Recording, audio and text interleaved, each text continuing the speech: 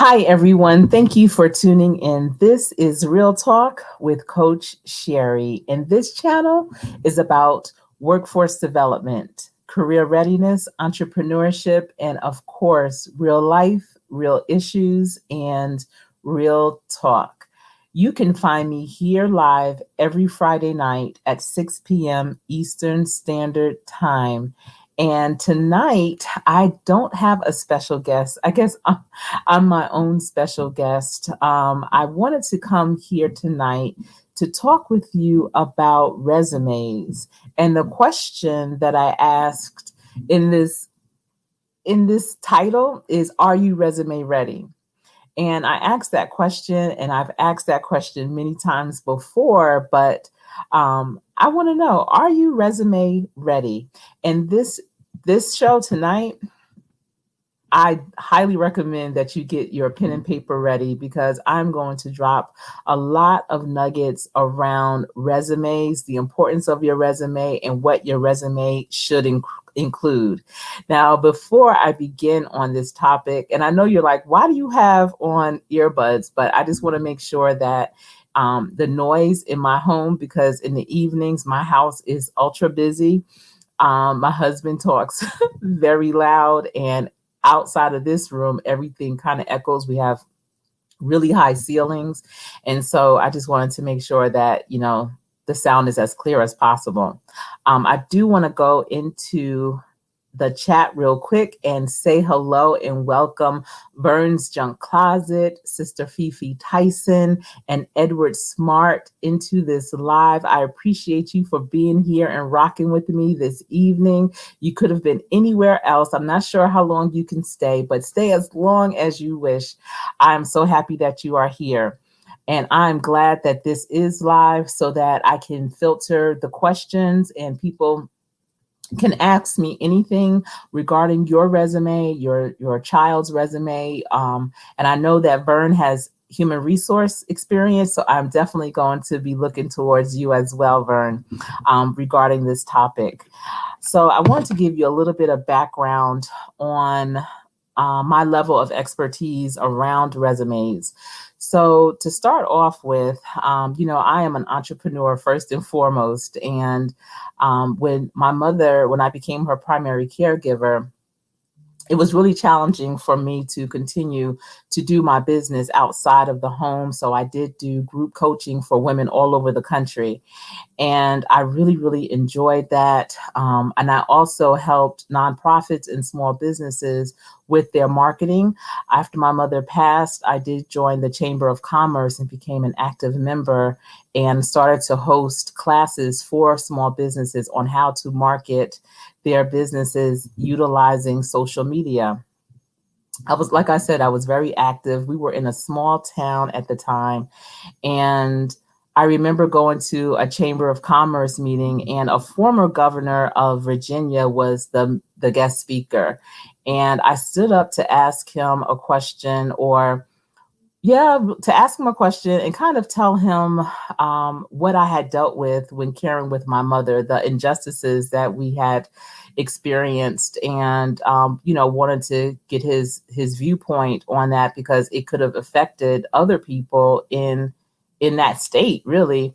And I just kind of gave a brief overview of what we had experienced. And after that talk and after that meeting and everyone's kind of networking around, I had a long line of people who were really interested in what had happened while I was caring for my mother.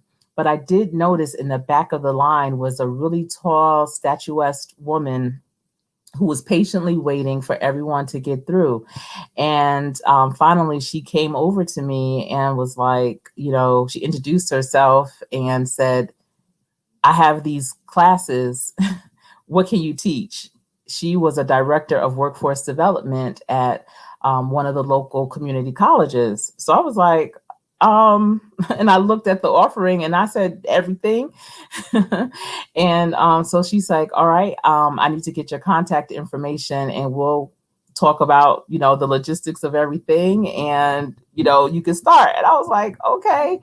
And so a lot of the classes were around either business development or workforce development. And there were two classes in particular that really stuck out to me. I did them very often, and those were the resume writing and interview prep classes. Now, all the classes I taught were 4 hours long.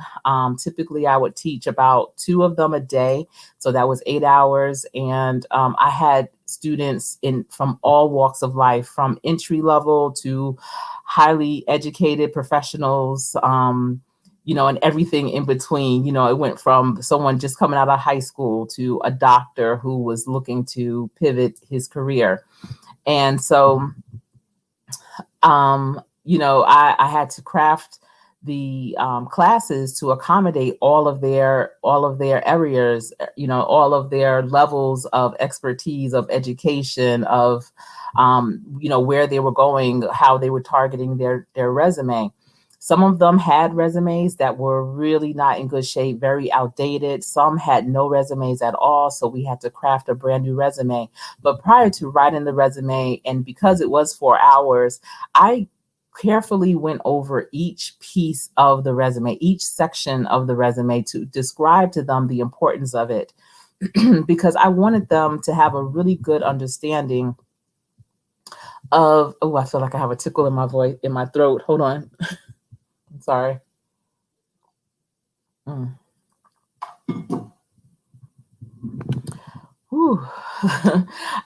But I wanted them to have a really good understanding for themselves of how their resume was being developed.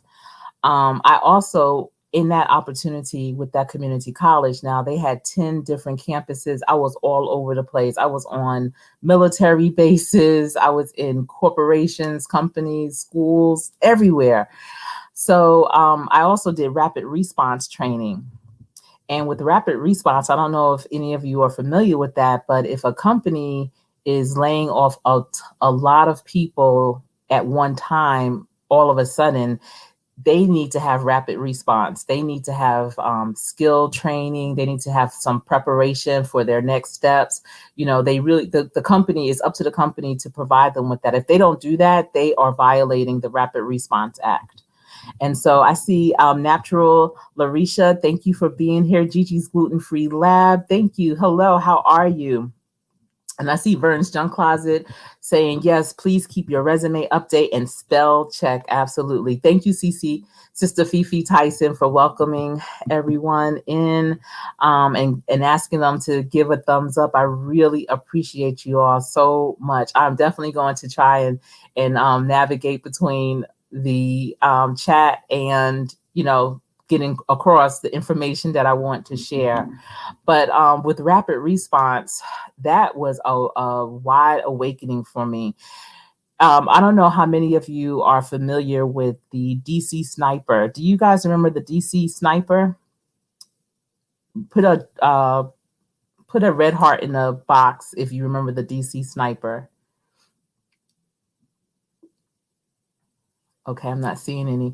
Well, the DC Sniper, I see everyone speaking. The DC Sniper, when he was captured, he was taken to a correctional facility in Boynton, Virginia. And believe it or not, that correctional facility closed down. And they had 300 employees, from the warden to the nurse, maintenance, mechanics, correctional officers, administrators, just all types of positions. And because yes, Burns, unfortunately, right? Yes, a black heart probably would be best. Gigi's gluten free. So they were closing down that correctional facility. So they brought me in to train the employees of that correctional facility. And that was really one of my first times experiencing people who did not have a plan. So, you don't ever think a correctional facility is going to close down. That's the last, the least of your worries. Typically, people are being locked up every single day. It is what it is. And so the people that I encountered there, they were not ever expecting to leave that position until they retired. Many of them had been there for 10 years, 15, 25, 30 years, but they were still young because they started working there when they were right out of high school, and they didn't know where to go. They didn't know what to do. They didn't know what they could do. It was a very small town. That was really the biggest thing, that, the biggest employer of that area, and they didn't know how they could transfer their skills. So, and they didn't have a resume. They never needed a resume. Back when they got that job, a lot of times it was because they knew someone. They really didn't even know how to do an application. I mean, it was a lot going on. And so I had to help them craft a resume. I had to help them align their skills and their interests with new positions, new careers. They were so hopeless when they first came to me, but I'm happy to say when they left, I was with them for 2 weeks straight. I had to accommodate all three shifts. They had so much more hope. They felt like, okay, I can do this. And that was something. I mean, I never expected that, a place like that would actually shut down to that extent. Many of them actually had to relocate because that was the biggest employer and there really weren't a lot of other positions available, or they found themselves commuting up to an hour each way to the closest city to where they were at. Um, Another one was a hospital. Now, people have babies every day, and an OBGYN division of a hospital closed down. And I was like, wait, people are having babies. What's going on? So the doctors and the nurses were displaced, and their admins were displaced. So, once again, they weren't expecting that. And, even as a doctor, they need a resume. So I had to do that. So I'm saying all this to say that it is very important to have your resume, to no matter what level you're at, whether you are a high school student, a middle school student. Even a middle school student would need a resume if they're going to go to a summer enrichment program or any enrichment program, to highlight the things that they have done, maybe with volunteering, maybe with even within their classes, projects that they've worked on. High school students, when they're getting their first jobs, when they are applying to colleges and for scholarships, having a resume is really important. When you're in college, resumes are important for your internships, your apprenticeships, to join organizations for scholarships. Again, of course, when you are going out into the workforce, you need your resume to highlight how you can be a benefit to that business, how you are of value. Even as a stay-at-home parent, the volunteering that you do, all of those things go on a resume and speaks for you. So many people always say, I don't really have anything to put on my resume. I don't know what I could put on there that can show that I'm hireable, that I'm employable. And ultimately, after I get done with them, oh, they are like, wow, I didn't even realize I did all that. And that's because they haven't been capturing it on a resume. So I'm asking you, and you that are in the chat, I see I have 7 in the building. Thank you so much, everyone, for rocking with me. Are you resume ready? Are you resume ready, Gigi's Gluten Free Lab? Are you resume ready, Vern's Junk Closet, Edward Smart, Sister Fifi Tyson? Are you resume ready? Even if you have your own business, you have to be resume ready, because even as a business owner, there may be opportunities for you to be on a panel, for you to do a presentation, for an article to be written about you, and they'll want a bio. And the best way to put your bio together is to gather the information from your resume.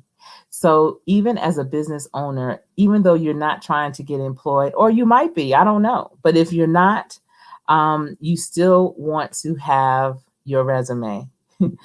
Vern, you're saying no, don't say that. Also, never say to an employer, I will do anything for work. Never say that. So when I first start with, especially if it's a group of people, especially when I'm working, say, at a community college or at some type of educational place where people are there because they are trying to get skilled up to become gainfully employed, the first thing that they'll say to me is, Coach Sherri, I just want a job, any job. I'll just take anything. And you know what I say to them? That's what you'll get, a job, any job. So even if you're not quite sure right now, you can have, there's so many things, there's so many assessments that you can take to help make you more targeted. Your resume should not be all over the place. It shouldn't be too vague either. You need to have it targeted to a position that interests you, a position that you have skills in, that you know that you can add value to that position. If you don't have skills in something that you're interested in, you should volunteer. You should read up. You should maybe go to school, get a certification. If you're not into getting a degree, there's great certification programs that take a month, 3 months, 6 months, 9 months. And that is sometimes, and most times, just as good as having that degree. So you want to be targeted. And I tell them, do you just want a man, any man, or a woman, any woman? Because if that's what you look for in even a personal relationship, that's what you get. But no, when we are looking for personal relationships, oftentimes we're very targeted. We are very specific about who we want in our lives, who we want to share our lives with. And so with your job, with your career, it's the same thing. 9 times out of 10, no matter what you do, be it your business or your career, you're going to spend more awakened hours during the week doing that than you are even with your your personal relationships. So you want to make sure that it's a good fit, that you really like it, that it's good for you, it's a good fit for you, and that it's a place where you can thrive. Thriving doesn't mean being there all, forever. No. Thriving means that along the way, you're gaining new skills, you're gaining nuggets that's going to propel you to something else, promote you to something else, maybe within that organization or maybe not. But either way, you're going to grow. So you definitely want to be in a position that you can grow, even in your business. Your business should not remain the same, it should evolve. And the only way that it will evolve is if you know that you are a lifelong learner. So those are just some things that I wanted to share with you. I did write things down because I didn't want to forget. I wanted to stay on point. Let's see. And that Natural Larisha is saying degrees don't guarantee you the job that you want. It doesn't. And, I don't know what the percentage is, but many people with degrees are not working in the field that they got their degree in. A degree is not a guarantee. A degree just shows that you have the capacity or the stick to itness to sit in a classroom, really. However, if I do a resume for a student, it could be someone who's in high school, someone who's in college that's trying to get a job in their field of choice, and they don't have any experience.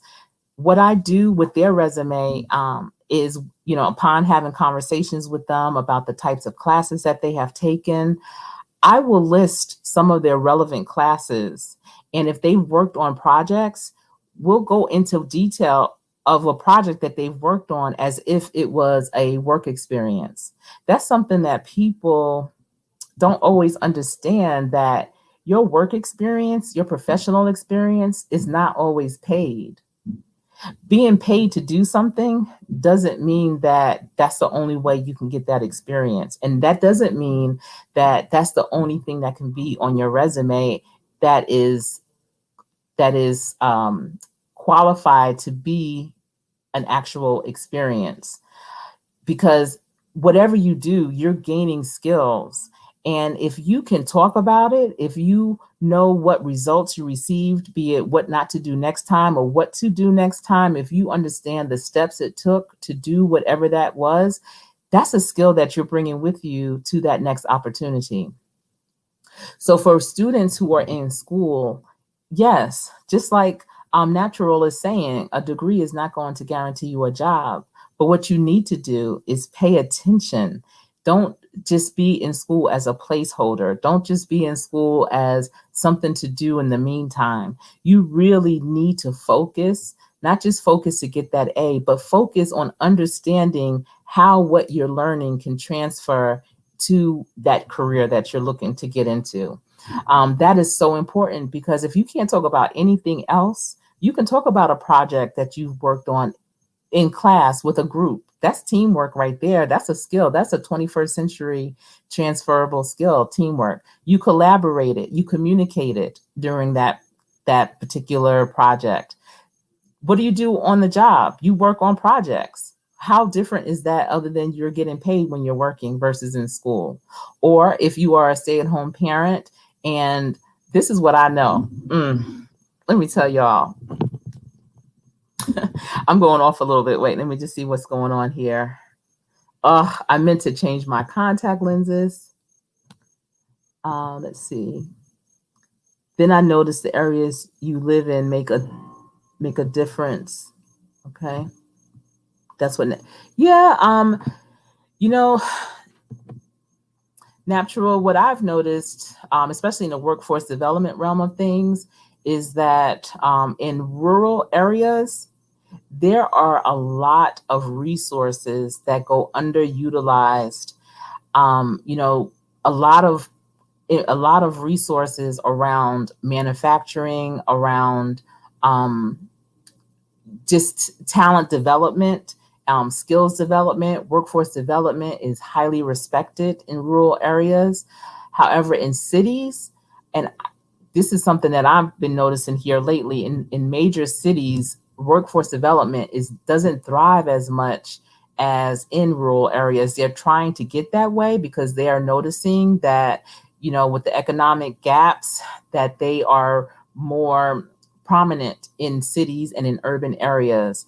And so that's why you'll start seeing more apprenticeship programs, internship programs, that the only requirement is a high school diploma and a GED. And those are the types of programs that I develop, because those are the ones that are getting people the opportunity to get their foot in the door of a gainful career, of a game changer for their families and for themselves and for their community. And so, you know, things are starting to shift a little bit because, you know, cities are realizing like, wait, we got to do something. We can't just hire everybody from college. We need everybody. It's all hands on deck right now. So, but you're right. You know, different areas definitely have different opportunities. Let's see. And the majority of my apprentices and interns that I work with are grown. They typically range between the ages of 18 and 55. And I want to say 98% of them do not have post-secondary education. But what I was also getting ready to say is, especially with parents that are staying at home and raising their children, you can do so much to build your resume. So when my children were in elementary school, they went to a dynamic elementary school. I mean, the women and the mothers and the fathers there were the truth.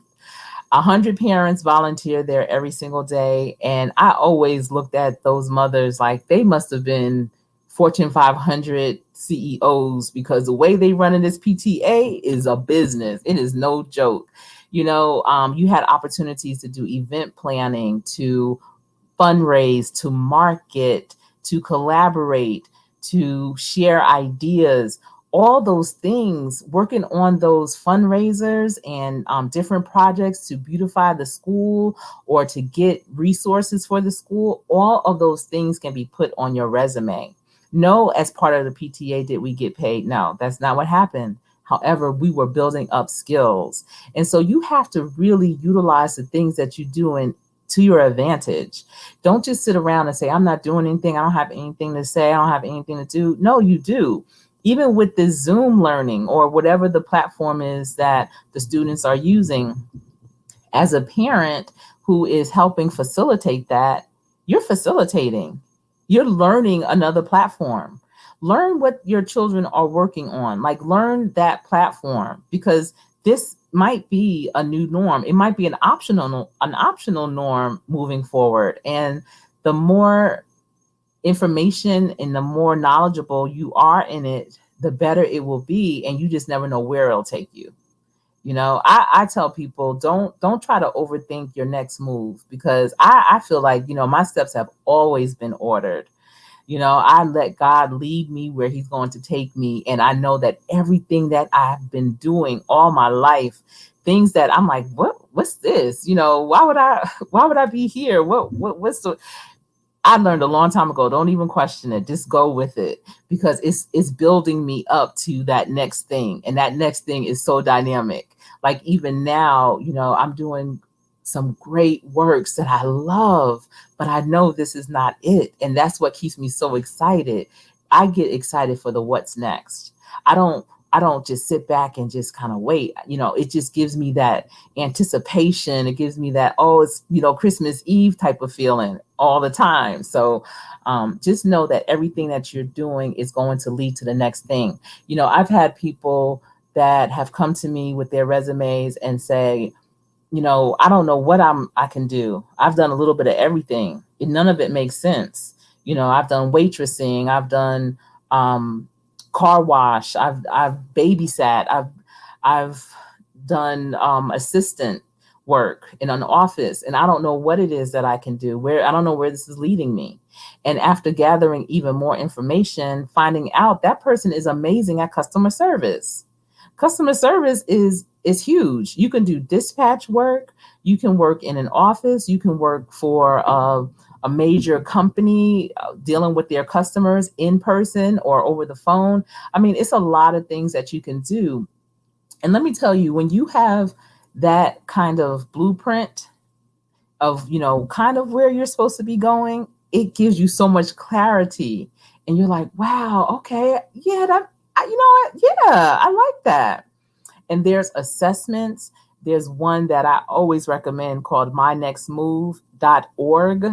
Mynextmove.org. That is really, really good. You can take it. It's a variety of questions. They are very random. I don't know. It's about 100 or so questions. And once you take it, it'll match you with a ton of careers, things you probably never even heard of. But when you read the descriptions, you're like, you know what?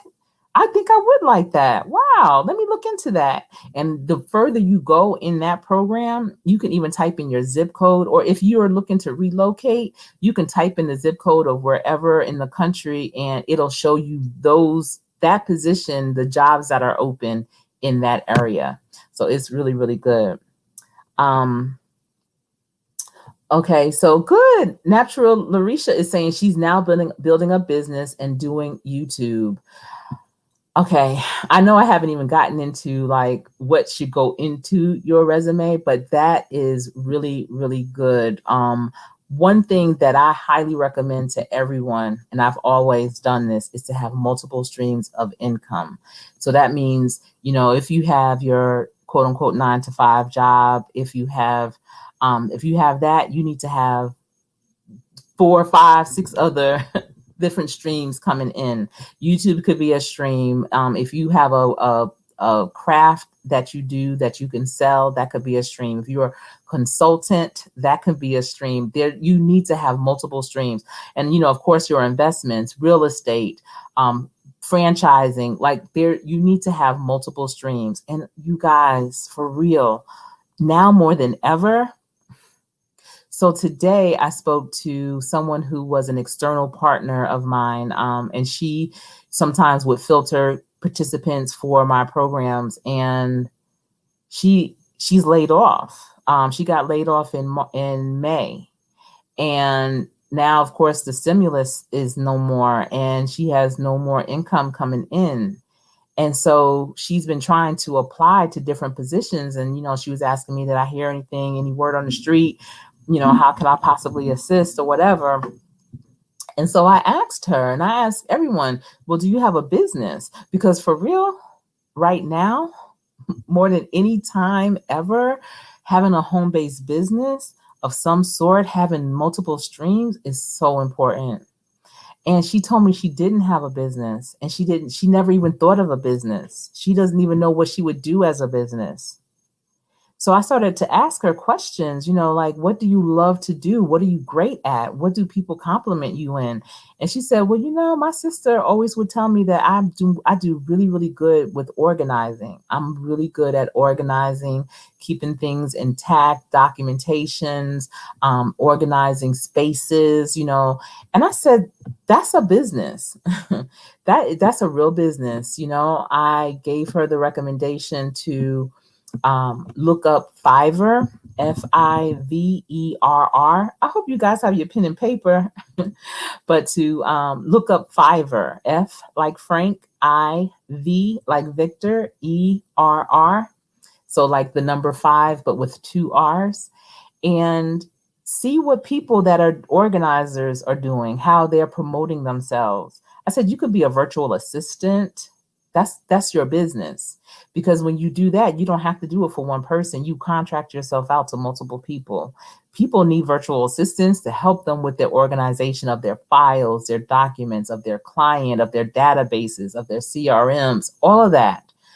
And it never, ever dawned on her. My thing is, you guys, if you're hitting your head up against the wall trying to find a job, you need to take a step back and think how you can make something into a business.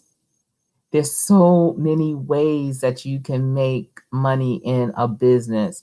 And the more ways that you have coming in, the more that you will not have stress, because you're always covered by something. Something always got you. And so that is really important. Another reason to have your resume and be resume ready is because your resume is your professional document that tells the people in your circle, people in your community, in your family, who you are as a professional. So many people know who you are personally, of course, but they don't really know who you are or what you do professionally. And unfortunately, at the beginning of the C19, a person on my team passed away, and her family didn't know what she did and anything. And so they were like, do you have a resume or anything? And for whatever reason, she never, I never saw her resume personally, but I was able to get a copy of it. And it wasn't updated at all. It was probably at least 2 years outdated, but it still gave them information of who she was as a professional. That's part of your legacy. That goes in your obituary. People, especially back in the day, people keep obituaries because that becomes part of your family history. What would it be like to look at an obituary 50 years from now, and someone sees what you've done and they're doing it, your great grandchild, and they're like, wow, great grandma or grandpa used to do what I'm doing. That's awesome. The only way they're going to know that is if you leave that document. So you want to have your resume updated every 6 months. Every 6 months, twice a year. Now we're in August, but typically I tell people January and June. Those are 2 great months to update your resume.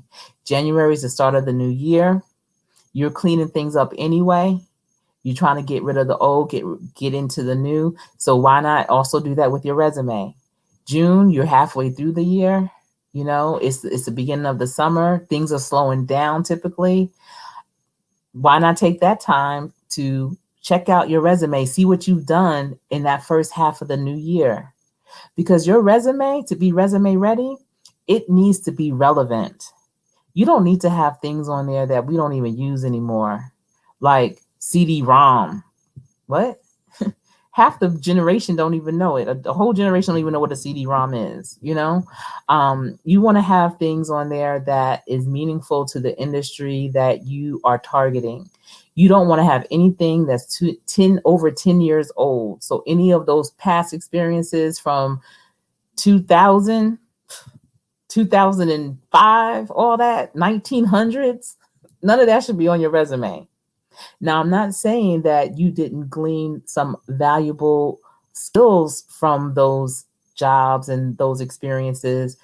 I'm not saying that. I'm just saying that that actual position does not need to hit your resume. But the skills that you glean from it can be put onto your core competencies or your key skills list, you know, to show that, yes, I am skilled at doing X, Y, and Z. Let me see what else is being said. So Verns is asking me, do I tell people to specialize their resume chronological order? Absolutely. So that's a great question, Vern. All right. First of all, if you're targeting your resume, that means that you are kind of becoming what that position is. That's who you are. That's what you do. So your resume should definitely already be pretty much focused in that general area. However, every position that you apply for, you need to slightly customize it to include the skills and the job description of that position. Because this is the thing, and I wanted to talk about this too, so I can get into this part right now. All right. So your resume needs to pass two major points. And I know, Vern, you know about these two major points. So these two major points, before you can even be thought of, even maybe considered. The first one is the computer system. So there are computer systems that receive your resume. Now, not every business, not every organization has this in place yet. But more and more are starting to go into this way of filtering out candidates, especially businesses that get a ton of resumes, especially a business that gets a ton of referrals. Because just because a referral is great. Now, don't get me wrong, referrals are great because, you know, I know you, I know your quality, but doesn't necessarily mean that the person you're referring is going to be like you. But people typically love to work with people that they know and love. So I know you're probably going to refer a good person because they're going to be a reflection of you ultimately. However, in some instances, referrals are just that, just a referral, hooking somebody up. They're not really qualified, but then there's all these other people that were qualified that were passed over because that referral was hired, you know, boom, boom. So some companies, to eliminate that, to not be considered like the bad guy with the bearing the bad news, like we're not hiring your referral, they have these systems that receive the resumes and they scan them. And if the resume doesn't have the key skills, if they don't have the minimum qualifications listed or laced throughout somewhere, that resume will be pushed out. So eyes won't even see it. You know, so they're automatically, they just got filtered out. Process of elimination. Then, okay, if your resume gets past that machine, now your resume eyes, human eyes are seeing it. The HR manager, the hiring manager is now seeing it. The hiring team are seeing your resume.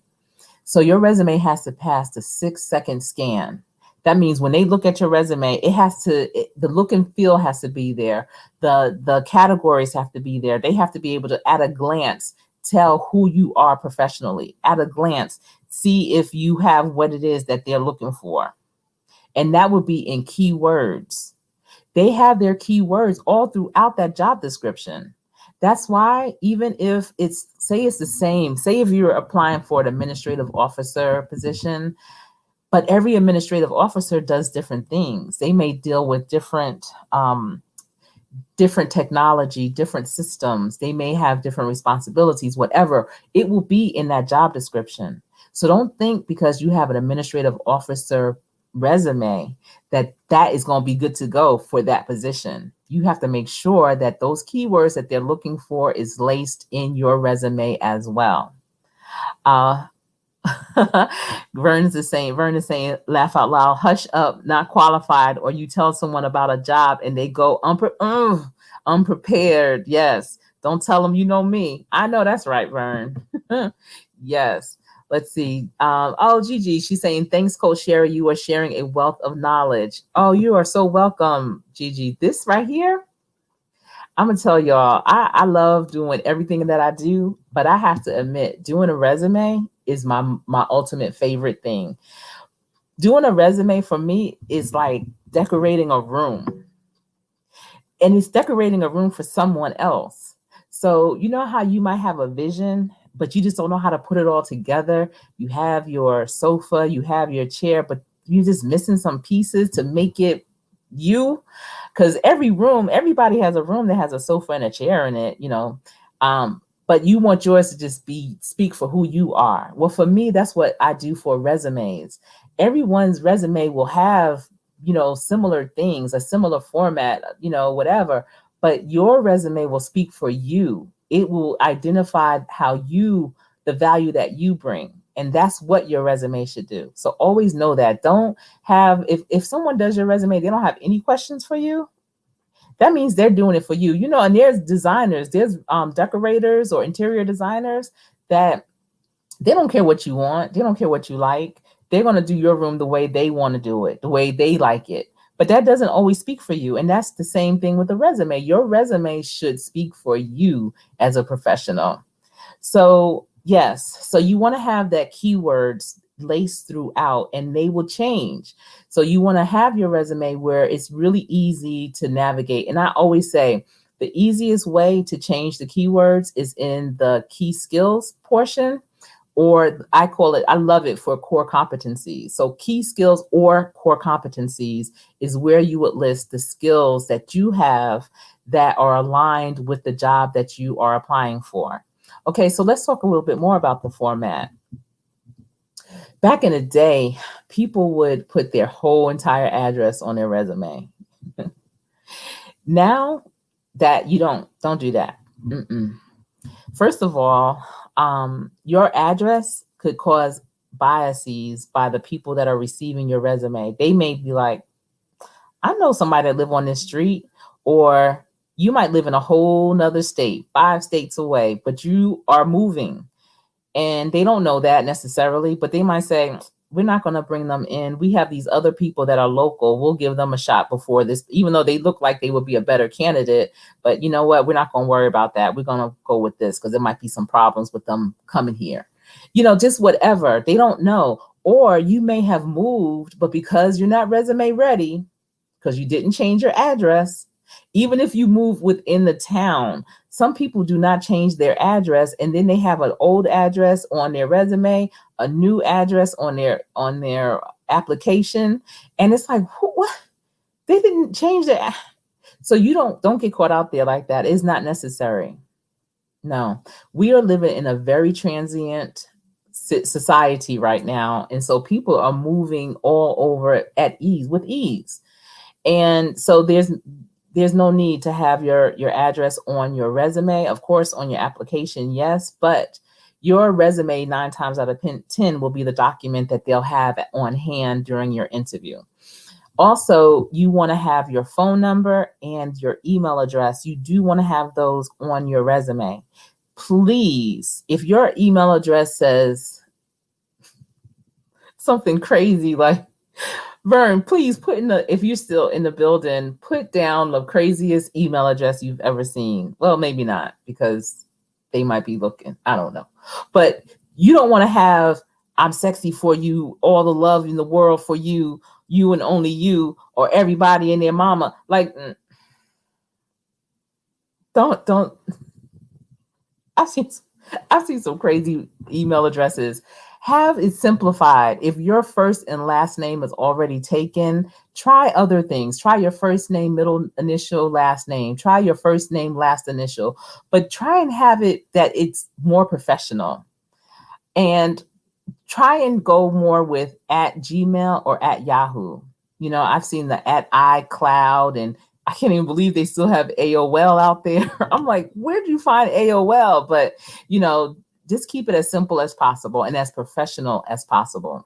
Okay, so that's the first two things. You're going to have your name, you're going to have just your email address and your phone number.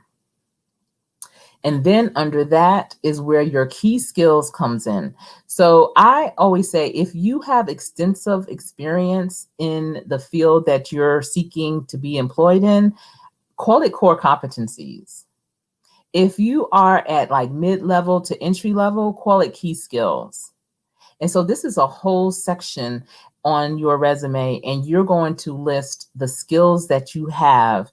Your skills might be working with small hand tools. Your skills could be, it could be a particular type of technology that you know. If you're bilingual, you'll put that bilingual. And what is that language? Bilingual in Spanish, bilingual in French.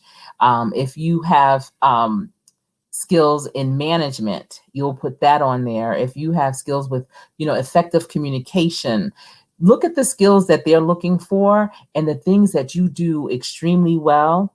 And that is what you will put. If you are a facilitator, if you are a presenter, if you do customized curriculum, any of those things would be considered your core competency or key skill. Okay. And you would have those bulleted. Don't put it in a paragraph. People, their eyes can't see. I know when I get a ton of resumes, I'm looking like, it's a lot of words. All I see are words. I don't know. I don't know. So have it bulleted so it's easier for the eye to see. Have 2 to 3 columns, not just one long column. You know, you want to have it nicely spaced out. I typically like to use 3 columns, especially if it's for a really experienced person. Also, the objective statement is not necessary. No. I know so many people that beat their head against the wall trying to figure out what their objective statement is going to be. We know your objective is to get this job. We get that. If you feel like you have the most dynamic objective statement, you know where the best place is for it? On your cover letter, or actually in your cover letter. Put your objective statement in your cover letter and elaborate it on it there. Don't put it on your resume. It's taking up too much real estate. It really is. It's really just words. You know, we want more meaning. We know you're applying for the position. We know what you want. We know what you need. We know, and we're hoping to see in this resume what you're great at. You don't have to put it on an objective statement or a professional summary or anything like that. You really don't. No, especially for that 6-second scan. Let's see what they're saying. Vern. Whew. Update your phone number, just like your address. See, this is what I'm talking about. Resume ready. People change their phone number so often for whatever reason. I'm not here to judge. It is what it is. But if you're going to change your phone number and you're thinking about all the people in your contacts that need to be updated with that, your resume should be one of the first things that you update with your new phone number. Because like I said, when you apply for something, okay, they look at your application, but they look at your resume, and 9 times out of 10, it's your resume that's going to be the thing that they're going to refer back to, because your contact information is right there at the top, and it's really easy to just see, you know, it's captured right there. But if your phone number is wrong, oh my goodness, you just missed an opportunity. So you really want to make sure that your phone number is correct. And you want to make sure when you apply for jobs, check your emails. Don't go days and days without checking your emails, because sometimes the hiring team might email you. because they're just trying to do things really quickly and do it. If they have like a lot of people that they're going to hire at once, they may start that first conversation as an email. So check your emails. All right, let's see what else. If you went to school 30 years ago, you need to put your current or most recent accomplishments. Okay, yes. So, and we're going to get to that as well about with school, especially with school. Okay. So after you have your core competencies or key skills, whichever one you are deciding that you're going to represent on your resume, you're going to have your work experience or professional experience. So if you are, I always say, if you're seasoned in what you're doing, put professional experience. If you are mid to entry level, put work experience. All right. You want to have, typically, especially for scanning purposes, for the 6-second eye scan, have your job title. I always do it in caps. That's the first thing, not bold, just in caps. Your job title goes under your employer, and that is in bold, not in caps. It's just in bold, so it pops out a little bit more. And then you want to move over a little bit all the way to the end and put the month and year that you started and the month and year that you completed that particular position. Don't just put the year. You need to put the month and the year. People try to be slick with that, just putting the year thing, because it could be like December 2019 till January 2020.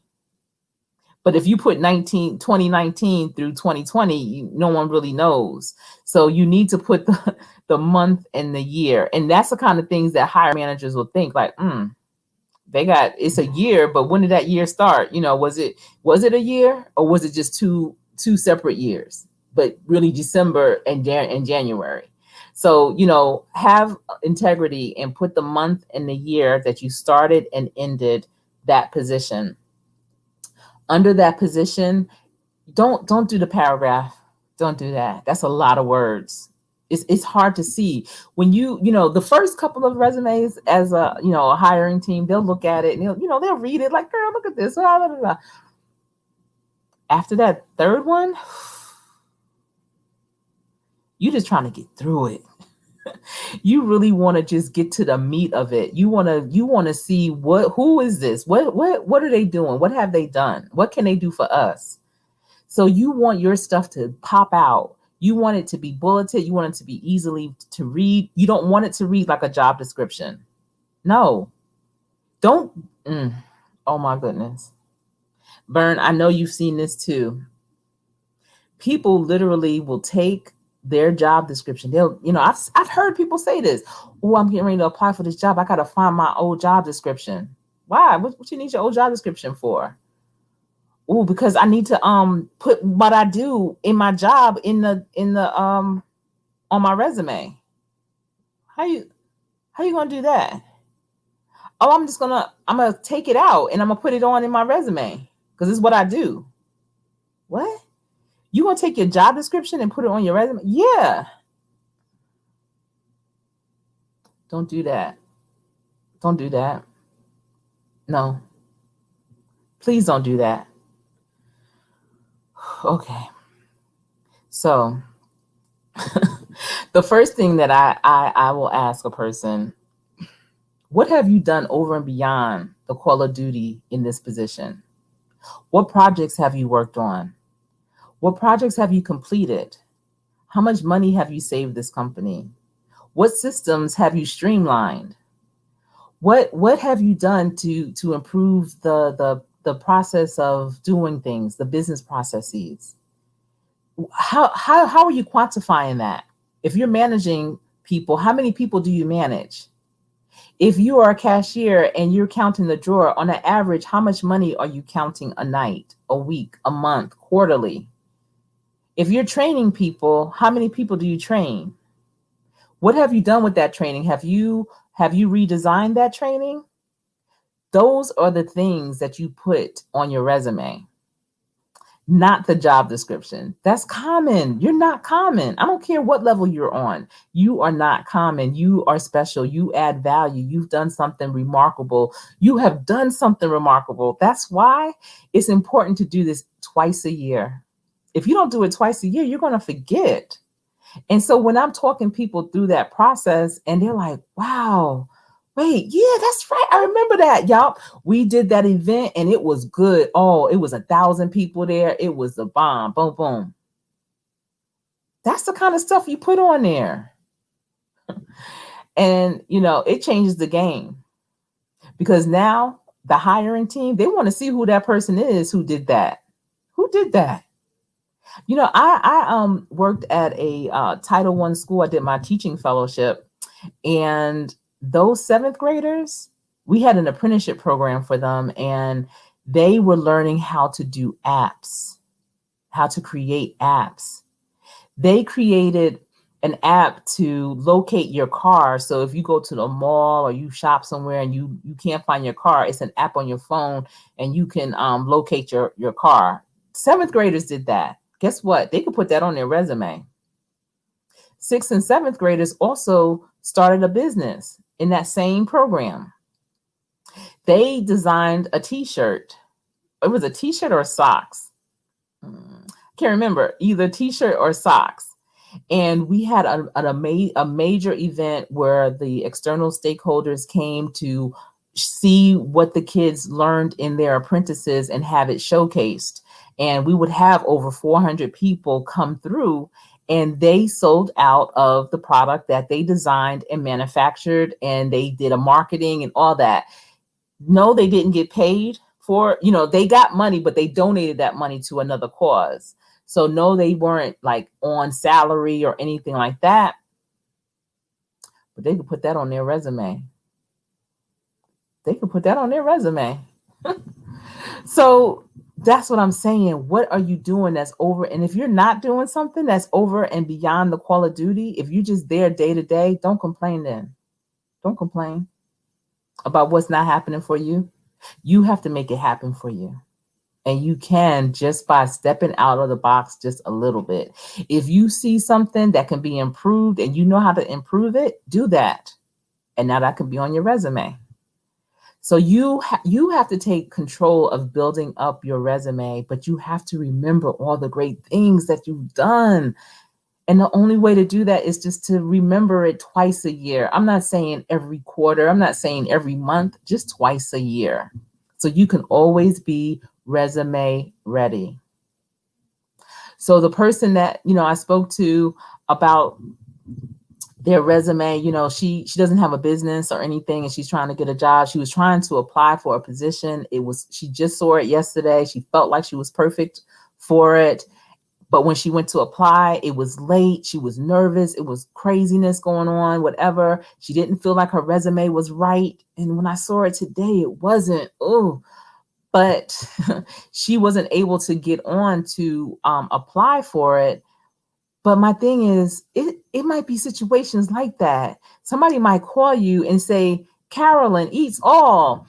There's this great opportunity, girl. They are only going to be open for 5 more hours. I think you really should apply for this. I think you will be perfect. You want to be good. You want to be like, all right, what do I have to? You should only have to worry about filling out the application. You should never have to worry about your resume. If someone says, eat to live strong, there's an opportunity. They're looking for a panelist, and you just have to write a brief summary and you have to submit more information about yourself. You should be good. You should be like, yeah, I could do that. Because the only way that you're going to be ready for all these other opportunities is if you are resume ready. It goes into so many things. We are all here on YouTube. Some of us aren't YouTubers. Some of us may have our own businesses doing something else. We have careers. We're looked at as subject matter experts, and people are searching for people just like you, just like me, to speak at events, to host webinars, to host workshops, to have an article written about you. And you want to be resume ready so that you can show them a list, a showcase of who you are as a professional, why you are who you are. and you want it to be updated. You don't want to tell somebody, wait a minute, I'll be right. Wait 1 minute. I have to fix it. I'm going to tighten it up and I'll give it back to you. I'll give it right to you.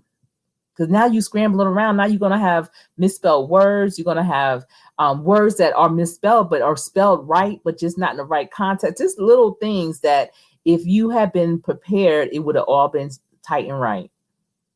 So be ready. And so then after you have your work experience, your professional experience, you're going to have your education and certifications. Now, first of all, if you have any type of post-secondary education, anything that you have had to have your GED or high school diploma to acquire, you no longer have to put your high school credentials on your resume. And I see that a lot. And, it makes you wonder, like, when this happened? Or somebody might put their high school diploma on there and it'll be from back in the day, back in the day. And there's no judgment at all. I'm a back in the day person too, but there's no judgment. It's just that we are in a time where it's all hands on deck. We are in a moment in our life right now as a society where we have all five generations in the workforce at the same time. In my apprenticeship class that's going on right now, I have 4 generations.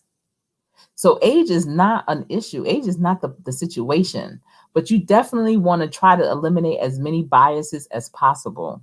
So what I do recommend, I know that post-secondary college is not for everyone. However, I highly recommend that you do acquire some type of certification. And I said this earlier in this live, that you want to have something that is going to give you a credential that's going to kind of set you apart from so many other people. And it's showing that you've taken that initiative to become better in that field. And employers really appreciate that. And even if you are an entrepreneur, people in your clients would appreciate that. Like, wow, you're trying to get better. Like, I have a ton of certifications on top of what I have in terms of post-secondary. I'm a global career development facilitator. I'm a certified career professional.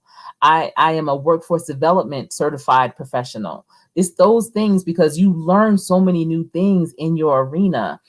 Just like with business, you might go and take extra classes that will keep you relevant in your field. If you design shirts, you want to find places that can teach you more about how to design shirts. Event planning. I had my event planner, Jaleesa Legal, on last Friday, and she was talking about the different types of classes she takes.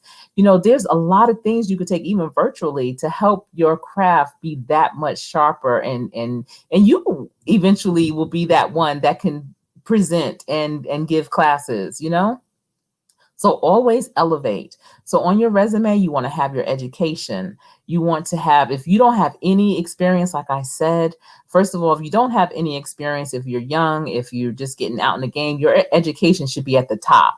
It should be right under your key skills, your education, and then your work experience. And like I said, your work experience doesn't have to be paid.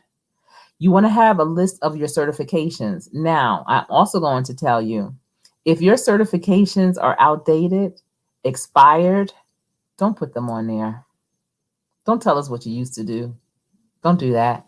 If you're that proud of it and you know that it's still a relevant thing in your industry, get it renewed. Make sure that you keep up with what is needed to keep it relevant. Keep those dates somewhere. Put it on your phone. Put it in your planner when it says in 2 years, you're going to have maybe 6 credits of continuing education. In 2 years, you're going to have to renew that. My apprentices just became OSHA 10 certified. I have the date of when it has to be renewed. So, a couple of years from now, I can be on them. We got to get this done again. Know when those dates are so that you can make sure that they don't lapse. Because some people will want to know like your numbers and everything. And there's some people that will look those numbers up to make sure you're still good, that it's not expired. So you want to make sure. And if it is, don't have it on there. No. And you want to have those in chronological order as well. Just like you do your work experience, you want to have your work experience in chronological order. You don't want to have it in alphabetical order, or the job you like the most first. No, no. You want to have it in chronological order. You want to, if you work for one company and you've had many promotions, there's ways that you can show that. I can show you better than I can tell you, unfortunately, but you still are going to have the name of the employer, and you'll chronologically put in order the positions that you've held in that organization, in that business, with the dates. So people can see, wow, this person has stick-to-itness. They were valued with this company. They've been promoted, and you want to have the most relevant things that you've done in those positions listed on under the work experience. Okay, I hope that makes sense to you. You definitely, things that you've been awarded, in those positions, you want to also list those as well. Okay, so I hope that was helpful. Let me see what's going on here in the chat. See what questions you all might have. Okay, I'm gonna start from the bottom. Well, maybe I should start from the top because you talking. All right. Let's see. I see you saying hello. I see Edward Smart saying a person should also make certain that their social. Ooh. Edward Smart is talking about the social media. I call that protect your brand. That is really a whole nother live. And that is something that I talk about, teach all of the time. You want to make sure that your social media is a reflection of who you truly are. Okay, so some of you may know, but I'm finding that a lot of people don't know about code switching, because code switching is something that I teach in my fundamental skills classes as well. And I'm surprised at how many people aren't familiar with code switching. Well, back in the day before social media, people used to code switch. So that meant when they were with their family and friends, they would let their hair down and they would just like bug out and be however they were going to be. It is what it is. They're home, they're with their people, whatever. But then when they get to work, they put on a more professional, a more, laid, a more, I don't know, straight and narrow kind of persona. And the two never ever met. However, now with social media and the pictures and random cameras, you could be anywhere. You don't have to be posing for a picture for someone to take it. People are being exposed, and it's all meshing. That's why you have to be very mindful at all times. I'm not saying don't let your hair down. I'm not saying don't be who you're going to be, but you know what your ultimate goal is. And if you want to have success, you have to carry yourself as such at all times, and be mindful of the pictures that you're taking. Be mindful of taking pictures around red cups, those red cups, because people always associate them with having spirits. Let's call it that, spirits in them. And you really want to be mindful of the things that you post, the comments that you make, the comments that you like that other people make, because all of that is, you're leaving your footprint. You're leaving your technology footprint. And some people will say, well, I'm getting ready to apply for this government job. I'm gonna clean up my social media and da da da. But I know for a fact, this was years ago, at least 10 years ago. And I'm sure other platforms have done the same. I just haven't been, really following up with what they're doing as well. But I know for a fact that Twitter had said that they were going to put every tweet into the Library of Congress because it's a part of history. Just think, everything that you tweet 100 years from now, 200 years from now, generations to come will be able to go to the Library of Congress and look up the things that you talked about. So I am quite sure Facebook has jumped aboard. I'm quite sure Instagram, all of those places, platforms have done the same because it is history. So even if you erase it, it is still saved. It is still retrievable. And if you're going to be working for a big time company, they can do that. And even especially for students getting scholarships, there have been students that lost their full scholarships, their admission to schools because of the things that they've posted or commented on in social media. So you really want to be mindful because that is your brand. But as long as you are employed by your company, you are also representing their brand. And one thing I always mention, I always say, imagine if you have a favorite restaurant. You love their food. It's delicious. Like if you could, you would have them cook for you 24/7. And you know someone who is nasty, who's trifling, who don't wash their hands ever, only wash the dishes when they need to use it because everything else is just filthy in the sink, is nasty. They don't wash their rags. It's just they have all kind of animals everywhere, hair. You never eat their food at their house. If you know you go somewhere and it's potluck and they say they cooked whatever, you know not to eat that. And then they come to you like, hey, what's up? What's going on? Hey, Vern. Hey, Sister Fifi Tyson. Guess what? I got a job. And you're like, oh, okay, congratulations. That is so awesome. I know you've been looking for a job for a long time. Where are you working? And they tell you they hired me as a cook at XYZ restaurant. And that's your favorite restaurant. You'd be like, what? Where? Who? When? And they're like, yeah, I'm working there now. I'm asking you in this live chat, would you still go to that restaurant? Would you look at them a little sideways?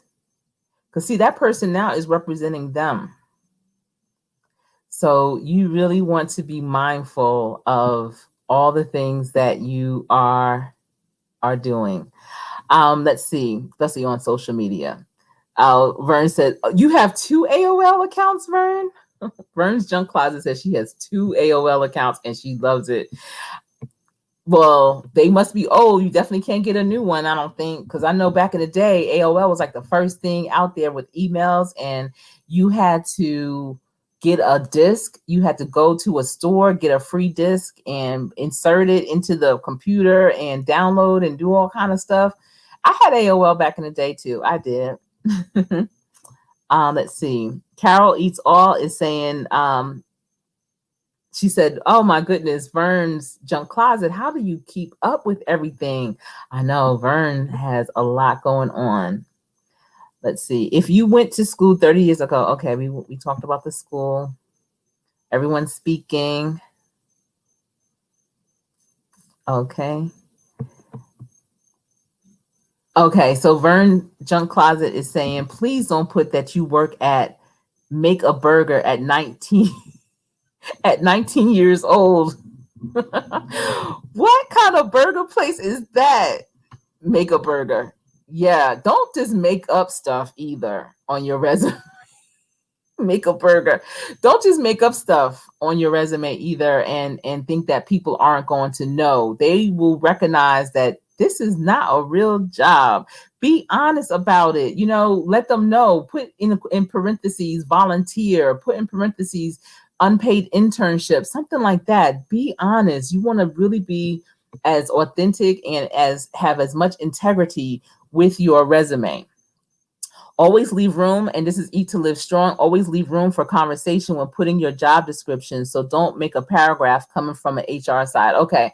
Yeah. So apparently Eat to Live Strong has HR experience. Yes, you want to leave some room. Don't have that paragraph, like I said, because they can't read it.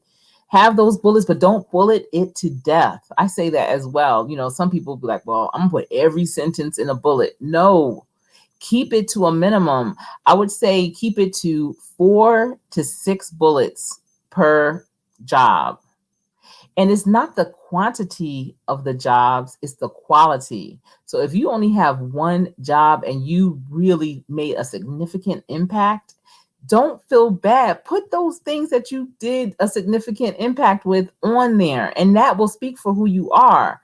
That is not about, oh, this person only had one position.